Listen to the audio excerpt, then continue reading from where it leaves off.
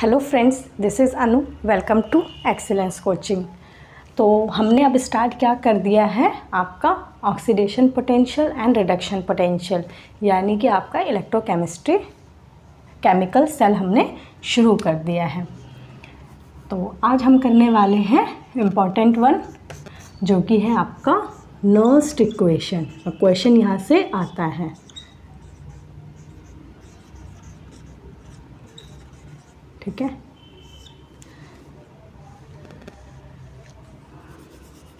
क्या होता है आपका नर्स्ट इक्वेशन? इसमें मेनली हमें क्या, मैं आपको मेनली क्या लिखवा रही हूँ इसमें, फॉर्मूला, ठीक है। ये होता है आपका electrode potential of the cell is equals to E naught of cell minus 2.303 RT divided by NF log P by R, ठीक है। ये होती है आपकी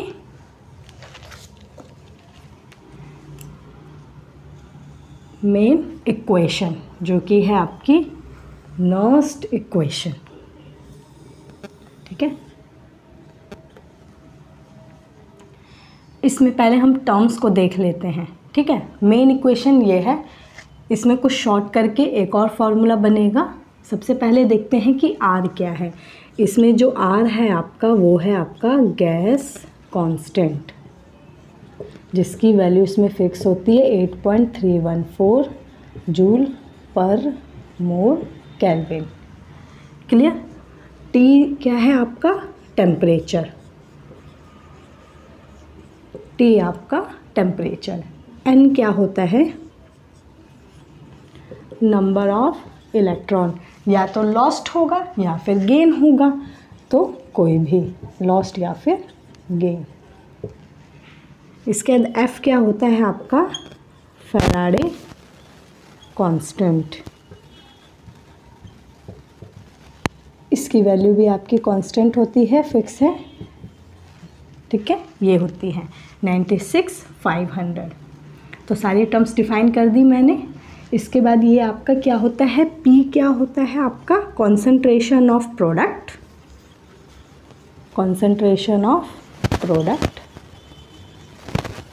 इसी तरह ये होता है आपका कॉन्सेंट्रेशन ऑफ रिएक्टेंट। क्लियर? तो ये सारी टर्म्स होती हैं जो कि मैंने आपको डिफाइन कर दी हैं। अब देखो, इसमें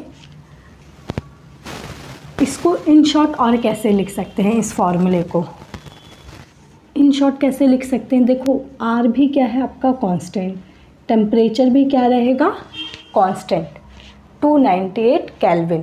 क्योंकि हम जो बात करते हैं ना, वो स्टैंडर्ड इलेक्ट्रोड पोटेंशियल की बात करते हैं। ये क्या है आपका electrode potential of the cell at any concentration and temperature. लेकिन जो ये ई नोड है, ये क्या है आपका स्टैंडर्ड इलेक्ट्रोड रिडक्शन पोटेंशियल। तो हम स्टैंडर्ड पे बात करते हैं, तो स्टैंडर्ड पे आपका टेम्परेचर फिक्स होता है 298 केल्विन, ठीक है। प्रेशर आपका 1 एटमॉस्फेयर, ये फिक्स होता है। और एफ क्या है आपका, फैराडे कांस्टेंट, ये भी कांस्टेंट है। और ये तो ऑलरेडी कांस्टेंट है, जो चेंज होगा वो तो n होगा, क्योंकि नंबर ऑफ़ इलेक्ट्रॉन लॉस और गेन तो डिफरेंट हो सकते हैं। तो ये वाली टर्म्स क्या है, कांस्टेंट। तो इस कंप्लीट टर्म को आप क्या लिख सकते हैं, यहाँ पे इन शॉर्ट में एक और फार्मूला आ जाएगा, जो कि जनरली हम यूज़ करते हैं, -0.059 डिवाइडेड बाय n। पूरी कांस्टेंट टर्म को सॉल्व करेंगे तो ये एक वैल्यू आ जाएगी, बाकी same log P by R, ठीक है।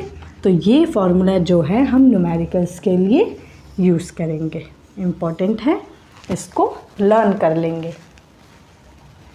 Is it clear? तो मेन थी ये इक्वेशन। अब कर लेते हैं इस पे हम क्वेश्चन, इस पे क्वेश्चंस की प्रैक्टिस करनी है आपको।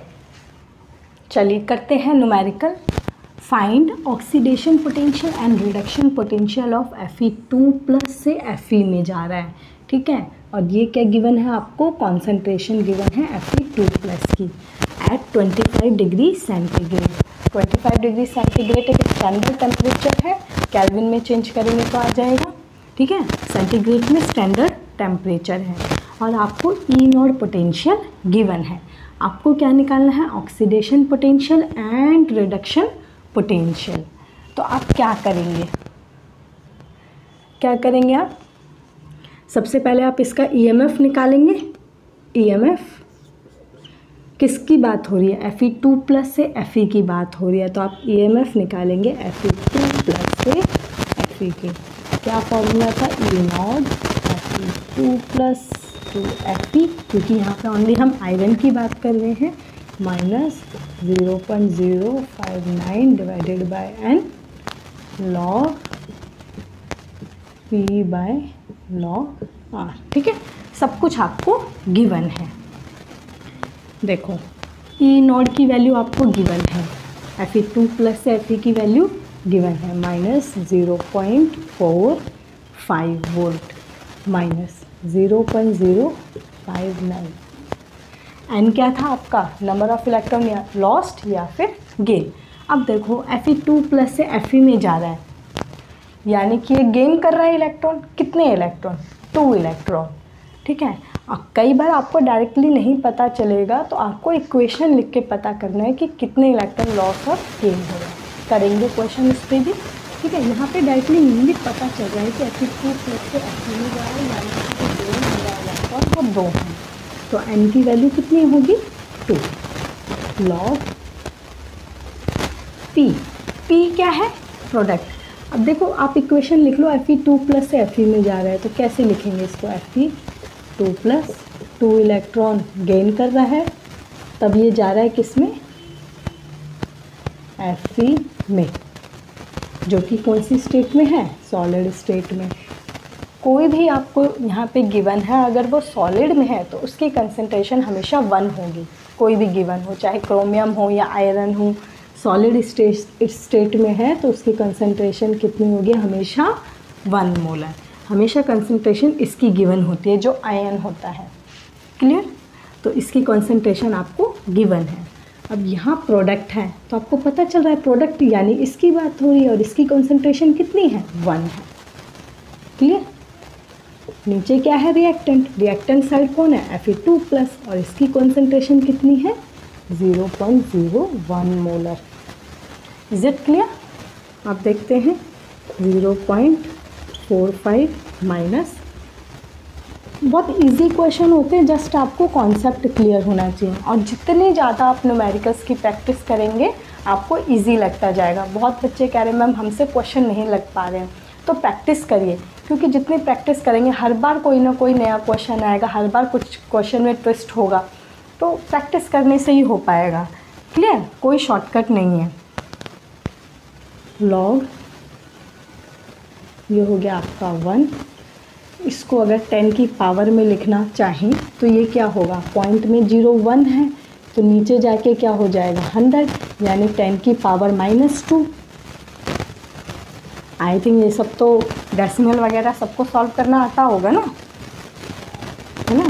इसको क्या लिख सकते हैं, 1/100, यानी कि इसको हम लिख सकते हैं 10 की पावर -2, ठीक है, इस टर्म को। अब देखें ये 10 की पावर ऊपर जाएगा, ये तो 1 है, 1 तो 1 ही रहेगा log 1, ये ऊपर जाएगा तो क्या हो जाएगा 10 की पावर 2 हो जाएगा। Is it clear. अब देखो जो log होता है 10 की पावर 2, ठीक है, ये बेस में भी 10 होता है, इसको कैसे लिखते हैं, 2 log base to the power 2 10, ठीक है, इस तरह से लिखते हैं। और इसकी वैल्यू क्या होती है, 2 होती है। लॉग वगैरह आपको देखना आता है ना, लॉग की वैल्यू कुछ तो फिक्स होती हैं, अगर इस टाइप से है पावर में तो वही वैल्यू आ जाती है आपकी, ठीक है। स्पेशली 2 के केस में ये जनरली यूज़ होता है न्यूमेरिकल में, तो इसको याद रखेंगे। लॉग 10 की पावर 2 है तो 2 log 10 हो जाएगा, और इसकी वैल्यू जो log 10 होता है इसकी वैल्यू 1 होती है, log 10 की वैल्यू क्या होती है 1, और मल्टीप्लाई में 2 है तो आंसर आ जाएगा 2। Is it clear? अब मुझे बताना कितने बच्चों को लॉग देखना नहीं आता है, ठीक है? ऑलमोस्ट बच्चों को वैसे तो आता होगा बहुत, ठीक है? ये सब चीज़ें तो सिखाई जाती है, जिनको नहीं आता मुझे कमेंट में बताएंगे। तो ये हो जाएगा आपका -0.45 माइनस 0.059/2। इसको मैंने पूरा सॉल्व कर दिया। log 1 तो 1 हो जाएगा, और ये पूरा जो log 10 की पावर 2 है इसकी वैल्यू कितनी आई थी?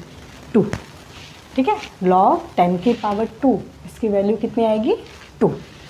2 से 2 cancel, you have to solve this. कितना आ जाएगा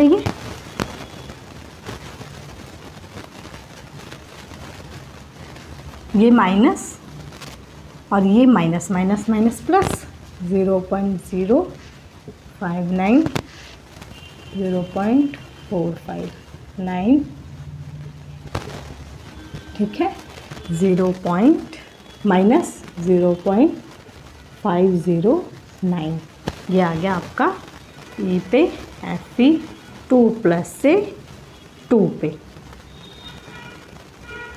ठीक? तो ये आ गया आपका इतना वोल्ट। लेकिन आपसे क्या पूछा है? ऑक्सीडेशन पोटेंशियल भी पूछा है, और क्या पूछा है? Reduction potential. तो अभी जो आपके पास आंसर आया है ये किसकी वैल्यू आई है? देखो FE 2+ से FE में जा रहा है, चार्ज कम हो रहा है, यानी कि कैथोड, और कैथोड पे क्या होता है आपका? रिडक्शन। यानी ये जो वैल्यू आई है वो आपकी रिडक्शन पोटेंशियल की वैल्यू आई है, ठीक है? रिडक्शन होता है ना, चार्ज कम हो रहा है यानी कि रिडक्शन हो रहा है, गेन ऑफ इलेक्ट्रॉन क्या होगा? रिडक्शन हो गया आपका, यानी कि रिडक्शन की वैल्यू आई है। और आपसे ऑक्सीडेशन भी पूछा है, तो एक फॉर्मूला मैंने करवाया था आपको कि जो ऑक्सीडेशन पोटेंशियल होता है वो नेगेटिव होता है किसका? रिडक्शन पोटेंशियल का। ऑक्सीडेशन क्या होता है? नेगेटिव होता है रिडक्शन पोटेंशियल का। तो सिंपली आप क्या करेंगे? रिडक्शन पोटेंशियल तो निकल गया, ऑक्सीडेशन के लिए क्या होगा? Negative of this, already negative है, तो नेगेटिव और नेगेटिव क्या हो जाएगा? पॉजिटिव। बात समझ आई? ऑक्सीडेशन पोटेंशियल क्या होता है पूरा लिख लेंगे। EMF ऑफ ऑक्सीडेशन पोटेंशियल क्या होता है? Negative of reduction potential. तो नेगेटिव, ऑलरेडी नेगेटिव है यहाँ पे, तो -0.509, तो नेगेटिव नेगेटिव क्या हो जाएगा? पॉजिटिव। 509 वोल्ट, ठीक है? जस्ट अपोजिट हो जाएगा रिडक्शन पोटेंशियल के। क्लियर? तो ऑक्सीडेशन पोटेंशियल भी निकल गया एंड रिडक्शन पोटेंशियल भी आ गया, और यही आपको फाइंड करना था। Is it clear? इजी है क्वेश्चन, आप प्रैक्टिस करते चलिए, क्वेश्चन लगते जाएंगे आपसे। चलिए करते हैं नेक्स्ट क्वेश्चन, जल्दी से देखते हैं इसको। देखो, क्रोमियम से क्रोमियम 3+ एंड Fe 2+ से Fe। सबसे पहले हम इसके एक बैलेंस इक्वेशन लिख लेते हैं। ये जा रहा है क्रोमियम से chromium 3+ by losing of 3 electron, और ये Fe 2+ से किस में जा रहा है? Fe में, यानी कि गेन कर रहा होगा इलेक्ट्रॉन और जा रहा है Fe में। ये हो गया सॉलिड में, ये भी हो गया आपका सॉलिड में, और सॉलिड में कॉन्सेंट्रेशन कितनी होती है? 1। अब देखो, हमें नंबर ऑफ़ इलेक्ट्रॉन्स की ज़रूरत तो पड़ेगी, n की वैल्यू की ज़रूरत पड़ेगी। तो n यहाँ देखो ये 2 है और ये 3 है, तो इसको हमें इक्वल करना है। तो हम इसको क्या कर देंगे? 2 से मल्टीप्लाई, और इसको क्या कर देंगे? 3 से मल्टीप्लाई। जब इसको इक्वेशन को 2 से करेंगे तो ये क्या हो जाएगा? 2 क्रोमियम, ये 2 क्रोमियम, और ये हो जाएगा आपका 6 इलेक्ट्रॉन। इसको पूरी इक्वेशन को 3 से करेंगे तो ये हो जाएगा 3 Fe 2+, ये हो जाएगा आपका 6 एंड ये हो जाएगा आपका 3। तो एक बैलेंस इक्वेशन हम लिख सकते हैं, twice of chromium in solid plus thrice of Fe 2+। 6 electron से 6 इलेक्ट्रॉन कैंसिल मत करो चाहे, ये तो हमें n की वैल्यू चाहिए, और ये हो गया आपका 2 पे chromium 3+ plus 3 of Fe in solid, ठीक है? ये एक हमारे पास बैलेंस इक्वेशन आ गई, ठीक है? बैलेंसिंग कर लेंगे तो हमें n की वैल्यू का पता चल जाएगा, हमें पता चल जाएगा कि प्रोडक्ट साइड कौन सा आ रहा है और रिएक्टेंट साइड कौन सा आ रहा है, इसलिए ये ज़रूरी है, ठीक है? अगर सिंपली एक ही हमें गिवन होता तो इजी है, एक क्वेश्चन करा दिया, उसमें तो हमें कुछ नहीं देखना होता। लेकिन इस तरह से अगर हमें दो डिफरेंट दिए हैं कैथोड और एनोड पे, तो हमें ज़रूरत है एक इक्वेशन की। चलिए फॉर्मूला लगा दूँ, ई पे cell equals to E not पे cell minus 0.059 bye N log ई बाय। टफ तो नहीं है ना, देखो बहुत इजी है अगर कंसेप्ट क्लियर है तो। अब देखो ई नॉट सेल अगर सिर्फ एक गिवन होता तो हम यहाँ एक ही रख देते, लेकिन यहाँ पे हमें क्रोमियम 3+ और Fe2+ दोनों का ही ई नॉट गिवन है, यानी कि हमें एक ई नॉट सेल निकालना पड़ेगा। ई नॉट सेल निकालना पड़ेगा। क्या होता है ई नॉट? कैथोड माइनस में एनोड। कैथोड कौन सा होगा? जिस पे रिडक्शन हो रहा होगा। अब यहाँ से देखेंगे, यहाँ से नहीं देखेंगे, यहाँ पे देखो कॉमन चीज़ गिवन है, ठीक। अब यहाँ देखो कि कैथोड यानी कि रिडक्शन किस पे हो रहा है? यहाँ पे हो रहा है। देखो Fe2+ से Fe में जा रहा है, चार्ज कम हो रहा है, या फिर गेन ऑफ इलेक्ट्रॉन हो रहा है, तो रिडक्शन है। अब रिडक्शन यानी ये वाला Fe2+ Fe, यहाँ जो वैल्यू गिवन है +2 से चार्ज कम हो रहा है, यानी कि रिडक्शन ही गिवन है, तो हम एज इट इज़ लिख देंगे इसको -0.45 माइनस। एनोड यानी कि ऑक्सीडेशन किस पे हो रहा है? क्रोमियम पे। लेकिन हमें यहाँ जो गिवन है वो क्या गिवन है? रिडक्शन पोटेंशियल गिवन है। देखो चार्ज कम हो रहा है ना, वैल्यू किसकी गिवन है? रिडक्शन की गिवन है, लेकिन हो क्या रहा है इस पे? ऑक्सीडेशन। और हमें वैल्यू जनरली सॉल्व करने के लिए न्यूमेरिकल क्या चाहिए? रिडक्शन पोटेंशियल, और गिवन भी हमें रिडक्शन पोटेंशियल है, तो चेंज करने की ज़रूरत नहीं है। तो ये साइन माइनस का, और ऑलरेडी इसके साइन माइनस है 0.75। इसको सॉल्व कर लो। 5 5 10, 7 4 11 और 1 12, 1.25। ये सॉरी प्लस नहीं होगा, ये माइनस माइनस क्या हो जाएगा आपका? प्लस हो जाएगा। 0.45 प्लस 0.75 कितना आ जाएगा आंसर? 0। 7 4 3 0। साइन किसका आएगा? पॉजिटिव और नेगेटिव? पॉजिटिव। ये हो गया आपका ई नोड पे सेल, ठीक। ये ई नोड हमारे पास निकल आया। बस अब इसको यहाँ पुट कर देंगे। 0.30 वोल्ट माइनस 0.059 बाय एन की वैल्यू कितनी आई? एन देखो 6 था यहाँ पे, एन कितना था? 6 बैलेंस करके, यानी कि 6 लॉग पी कितना आएगा इसमें? प्रोडक्ट साइड, प्रोडक्ट हो गया आपका ये। तो देखो सॉलिड में है, इसकी तो कंसंट्रेशन हो जाएगी 1, और इसकी कंसंट्रेशन आपको गिवन है। कितनी गिवन है?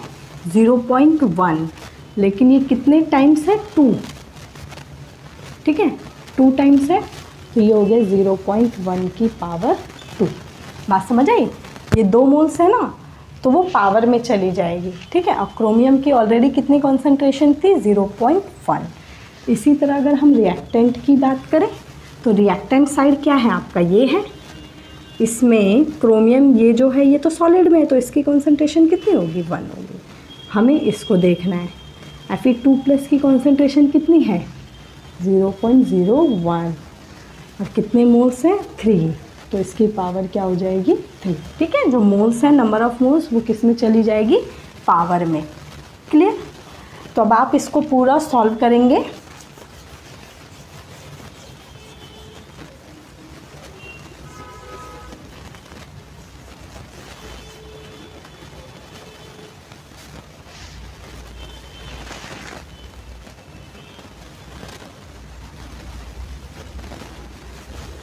ई पे सेल 0.30 माइनस 0.059 बाय 6, इसको सॉल्व करो। ये 0.1 है, तो आप इसे क्या लिख सकते हैं? 1/10, यानी कि ये हो गया आपका 10 की पावर -1, इसकी पावर 2, यानी कि 10 की पावर -2, है ना। नीचे ये हो गया आपका 1/10 की पावर 2, इसकी पावर 3, तो ये हो गया 10 की पावर 6, यानी कि 10 की पावर -6। ये ऊपर जाएगा तो टोटल सॉल्व होके क्या आ जाएगा 10 की पावर 4। ये सब कैलकुलेशन आप कर सकते हैं इजीली, है ना। डेसिमल को ओनली सॉल्व करना है, पावर करना है, रेसिप्रोकल करना है। सिंपली ये जो आ जाएगा आपका 10 की पावर 4, लॉग में 10 की पावर 4। क्लियर। और किसी भी पावर का लॉग आता है तो सिंपली वही पावर उसकी क्या बन जाती है, वैल्यू बन जाती है। 2 है तो 2, 3 है तो 3, 4 है तो 4। ठीक है। पावर वाला लॉग सॉल्व करना बहुत इजी है। अगर वैसे डिजिट्स में आ रही है तो आपको लॉग देखना पड़ता है। ठीक, तो इसकी वैल्यू कितनी आ जाएगी आपकी, लॉग 10 की पावर 4 की वैल्यू क्या आ जाएगी 4।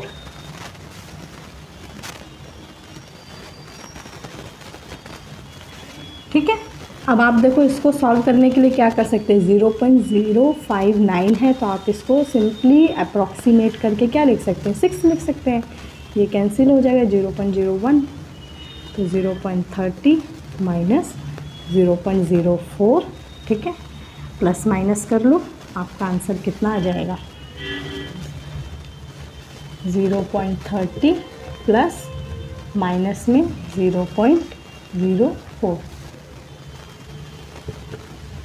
क्या आंसर आ गया आपके पास, 0.26 वोल्ट। साइन तो पॉजिटिव का ही बड़ा रहेगा, तो ये आ गया आपका E of cell. Clear, 0.26 volt. तो ये थे दो न्यूमेरिकल्स जो कि बहुत ही इजी थे। सिंपली आपको फॉर्मूले में सारी वैल्यूज़ को पुट करना है। क्लियर। इस क्वेश्चंस की और भी प्रैक्टिस करेंगे और प्रैक्टिस साथ में लेके आऊँगी तो उसमें कुछ क्वेश्चंस कवर हो जाएंगे। तो आज के लिए इतना ही, मिलते हैं नेक्स्ट क्लास में।